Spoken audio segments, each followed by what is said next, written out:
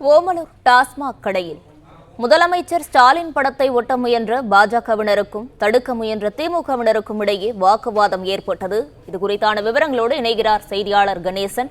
கணேசன், வணக்கம். முழு விவரங்களையும் பதிவு பண்ணலாம். வணக்கங்க.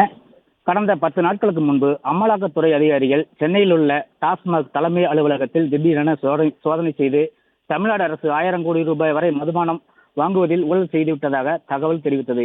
இதையடுத்து பாஜக சார்பில் தமிழகம் முழுவதும் பல்வேறு மதுபான கடைகளில் முதல்வர் ஸ்டாலின் உருவப்படத்தை ஒட்டி தங்களது எதிர்ப்புகளை தெரிவித்து வருகின்றனர். இதன்படி இன்று ஓமலூர் பஸ் நிலையம் அருகே உள்ள அரசு மதுபான கடைகளில் ஸ்டாலின் உருவப்படத்தை ஒட்டுவதற்கு 3 பெண்கள் உட்பட 10க்கும் மேற்பட்ட பாஜகவினர் முதல்வர் ஸ்டாலின் படத்தை எடுத்துக்கொண்டு வந்தனர். அப்பொழுது பாஜக மாநில தலைவர் அண்ணாமலை உருவப்படத்தை ஒட்டுவதற்கு காத்திருந்த திமுகவினரில் ஒருவர் பாஜக பெண் நிர்வாகி கொண்டு வந்த அந்த முதல்வர் ஸ்டாலின் படத்தை பிடுங்கிக் கொண்டதால் இரு தரப்பினரிடையே வாக்குவாதம் தள்ளுமுள்ளு ஏற்பட்டது.